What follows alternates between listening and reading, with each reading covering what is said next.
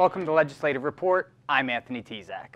A jobs tour comes to Lower Macungie Township. We'll be discussing that, as well as telling you about how you can find out if you have money waiting for you in the state treasury. That and more as we talk with our guest today, State Representative Ryan Mackenzie. Representative, welcome and thanks for being with us here today. Hi, Anthony. Thanks for having me back. Appreciate the opportunity to be here. Now, Representative, amongst your committee assignments, you are also the Deputy Chairman for the House Majority Policy Committee. Tell us a little bit about the Policy Committee and what it does. Yeah, so the Policy Committee, the Majority Policy Committee specifically, is made up of Republican members and focuses on priorities like education, healthcare, job creation, some key issues that our state and constituents are focused on, and areas where we can try and improve those individual areas. And so we go around often conducting hearings or listening tours, talking to local business owners, educators, employees in those different fields and areas, asking for their input on different issues. And then looking at those issues, we take them back to Harrisburg, talk to different committees about those issues, standing committees who focus on those areas, and see if there is something that can be done legislatively, or if it's something that we need to work with the administration on, or do something regulatory-wise. So always trying to listen, find out what's going on in the communities that we represent, and see what we can do to better serve them. And recently you brought the Policy Committee to your district, Lower Macungie Township, to discuss job creation and the economic climate. What did you learn from that hearing? Absolutely. So job creation in the private sector is one of my top priorities, along with reforming government, protecting taxpayers, and strengthening education. Creating new jobs is, again, a top priority. And so we had a number of employers from our local community who were there.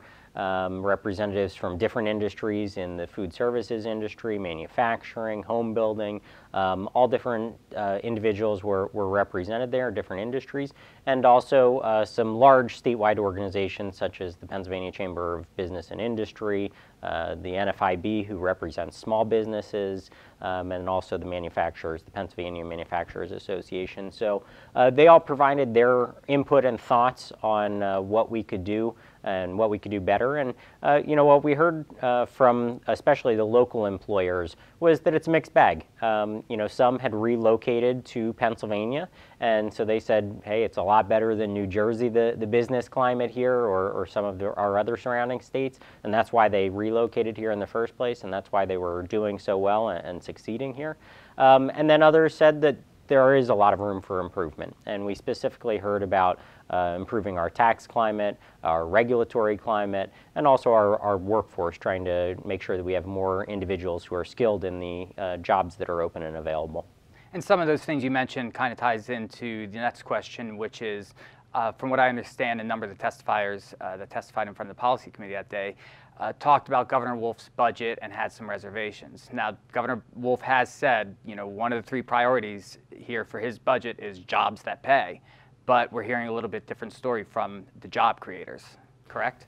Yeah, you know, by and large, the testifiers that day were not in favor of the governor's proposal.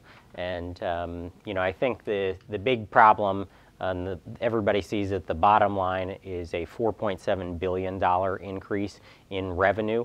And because we have a balanced budget requirement to generate that revenue, that means you have and fund different programs, that means you have a corresponding increase in your taxes of $4.7 billion. And so that's a 16% increase over what we currently tax at the state level. And so job creators were saying that's a real blow to them, no matter what industry they were in. And so that's something that is very concerning. Obviously, I'm opposed to the governor's budget, but hearing it directly from those job creators, you know, I think really hit home for a lot of folks. We're also in the middle of the state budget process, gearing up for that June 30th deadline. And since House Republicans have taken back control of the legislature, we have had a budget passed out and you know, ready for the governor by the deadline every year. Do you think this year the governor is going to sign a budget on time by the constitutionally mandated deadline? So I'm confident that we in the House are going to do our job. We're going to make sure that a budget passes through the House and through the Senate as well by that June 30th deadline. Now, it'll be up to the governor to see if he signs it or not. And, it should be noted that we are trying to work with him and compromise on a number of issues leading up to it. But at the same time, we have a responsibility to protect taxpayers and make sure that they don't get hit with this $4.7 billion tax increase that I talked about. At the same time, there are some good elements to the governor's budget. I think he does do some good things actually in the areas of education and some other things. And so we are working with him, trying to find common ground. And so I think some of the priorities are very similar. But overall, again, it's just structurally a budget that I don't think politically would have the possibility of passing. Certainly, the majority of Republicans would be opposed to it. And I even think an overwhelming, surprisingly, large number of Democrats would be opposed to this budget as well, just because it's not something that would be good for middle-class Pennsylvanians or job creators here in Pennsylvania. Okay, let's shift gears a little bit. You mentioned, however, though, in your previous answer that you're here to protect Pennsylvanians, and your office has been doing a great job at that in regards to the State Treasury Department and unclaimed property. A lot of Pennsylvania citizens may not know that there's money out there held by the government waiting for them. How much has your office helped put back in the hands of their owner? And if anyone's interested, where can they get more information? Yeah, so the Treasury's Unclaimed Property Program is something that we always like to make citizens aware of. Not everybody's aware of it, and you can go through our website or contact our office to learn more about the program. But in short, the Treasury Department right now has $2.3 billion in assets that they are holding for individuals. This is typically things like uncashed CDs or stock options that were awarded at some time, things that came out of safe deposit boxes, any kind of checking account that might have been closed over the years but not cleared out. So any kind of financial instrument that you can possibly think of, there's probably some of that being held at Treasury right now. You can go on their website very easily and type in your name and see if you have any assets which are being held by the Treasury Department. And since I've been in office just about 3 years now, we've helped individuals in our district receive over $620,000 in unclaimed property back. So tremendous opportunity. It's something worth looking into. Obviously, not everybody has some property that is unclaimed, but it's definitely worth your time to go on, just enter your information and see if you do have anything out there. That's a lot of money, especially for your people back home. It's really impressive. Big testament to your district office. Yeah, we have a great staff in our district office who does a terrific job of helping constituents go through that process and recover their money. And, it's not always an easy process. Unfortunately, if somebody passed away, you do have to get a death certificate and show that you are the individual from the estate who should be receiving that payment. And so you do need some paperwork, but we can certainly help you walk through that process. We're always happy to help. And speaking of services your district office offers, they also help veterans connect them with various services that they can take advantage of. And from what I understand, your office also has special hours there for veterans in order to serve them better. Can you tell us a little bit about that? Yeah, we do. So the second Friday of every month, the American Legion comes into our office and holds office hours there in mid to late morning.